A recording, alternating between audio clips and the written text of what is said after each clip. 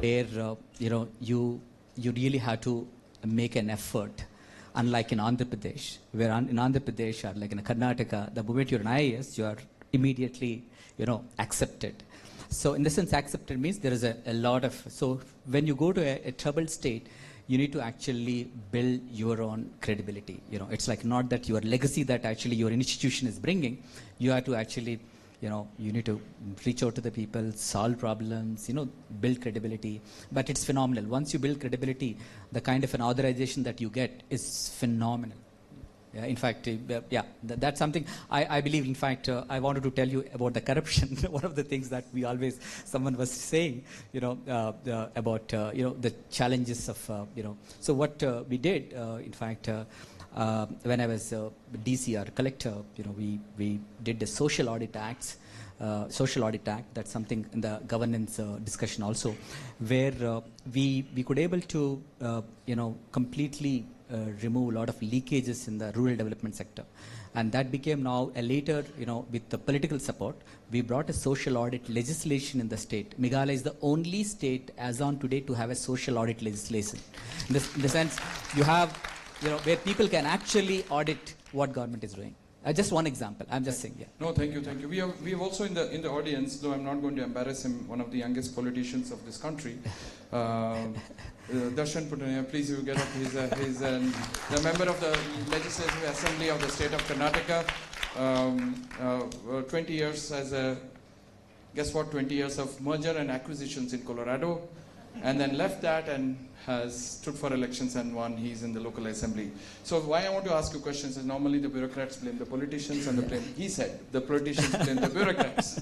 So your respect and how do you tackle the political class? Yeah. So this is something that fortunately, I've learned slightly early. Not many people have this opportunity to learn how to work with the political leadership. It's so important because our authorization, most of the officers, they still think of that legacy issues, right? Because people also have the legacy issues. People also believe that it is the bureaucracy or it is the IAS officer, it is the collector who is going to, a lot of credibility is still there. But actually, now after freedom, we got the authorization from the people. So the authorization is our political leadership. So learning to work with political leadership is very, very important. In fact, and actually it sustains. There is a lot of studies are there. You can have you can be a very, you can call it like a, there is a terminology. In fact, Land Pritchett, he tells about this kind of, bureaucrat-led reforms. They might not sustain for a longer period. But if you work with the political leadership, and build bring the reforms. The way I said, I did social audits, but once we brought the social audit legislation, and if it is getting implemented, it sustains. So it's very important to learn to, respect that where actually the authorization is coming from. The authorization is coming from the citizens, right? The people. So the people are electing a political leadership. So that's something that everyone, I always tell, my younger colleagues, and it really, in fact, I'll just tell you one of the examples. Maybe you aware, like we did. In fact, he said it's not to talk about any work, but I wanted to say, Hariji, with Selco Foundation, we in fact solarized all the health facilities today. But I wanted to say, like Meghalaya is one state which is spending close to 9% of the state budget on healthcare. So it's the only state which is actually spending more than 8% of the mandated budget by the Finance Commission. So it's all because again of political supportability. If you build that, if they see that there is a value, so whatever you brought the support, it is leveraged multiple times. Yeah. Right. Yeah. So Darshan, either you have to stand from Meghalaya or you'll have to shift to Karnataka. No, thank you. Yeah. Thanks. So the final question was that some of the frustrations a lot of the youngsters have is when an IAS officer gets transferred. Yeah. Yeah. Do you have the same frustration? Yeah. No, in fact, to be frank, I'll tell about my frustration before that. I wanted to tell general perception.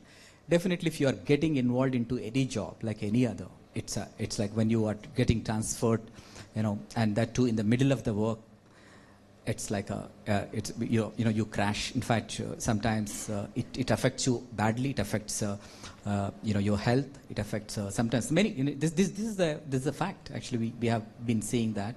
And in fact, myself, I wanted to tell you, when I was shifted from like UP to, I was on an assignment in UP, working for the large poverty reduction project, and so it's a tough thing in between leaving the project and coming, and but you'll overcome. But definitely that's in fact, I would say you require a lot of support for officers who actually pass through these kind of a thing, so that they get remotivated or motivated to again do it well in the next assignment. So it's something we should of course. I myself, I went for a vipassana actually to overcome that situation.